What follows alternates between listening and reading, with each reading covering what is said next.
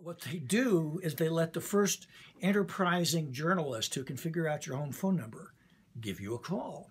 So I had interviewed for Good Scent from a Strange Mountain months prior to this with a guy named David Streifeld, who was the book editor at the time for the Washington Post.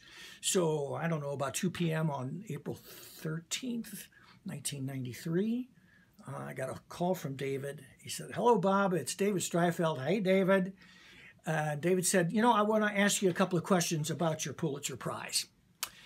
And I think my first quote, precisely rendered here, was "Hama, hama, hama, hama, hama." This was a big surprise.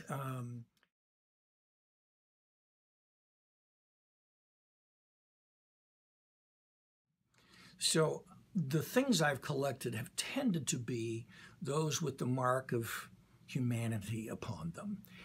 And many years ago, I was in the Victoria and Albert Museum in London, and they have a whole separate room, or at least a part of one of their exhibit rooms devoted to shoes. And standing in front of all those shoes, and they weren't straight from the designer boxes. These were shoes that had been worn by human beings long since vanished into the dark matter. I was quite moved by them.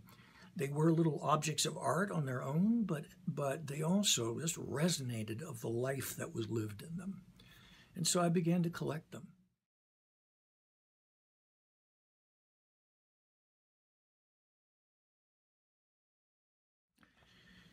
Well, that's a tough question in that there are so many things I want them to take away. But I think the essence of all the rest is this, that people come to me to learn to be artists. I mean, that is the explicit, really, ambition of the writers who come to a graduate program in creative writing.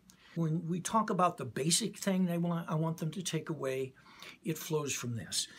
The fact is, to be art of any type, including literary, art does not come from the mind. It is not created from ideas or theories or philosophies or themes or anything that's rational and analytical. Art comes from the place where you dream. It comes from your unconscious. And I want to leave me understanding how they can tell their heads to shut the hell up and to write from their own deep unconscious, their own white-hot center. And it all flows from that. They must understand that this art object is like a symphony or a ballet or a painting. It is an object of the body, of the senses. Artists are not intellectuals. We are sensualists. And to empower them in that way and to have them take that from my workshop, that's the cornerstone. That's the thing that they need to understand first and foremost.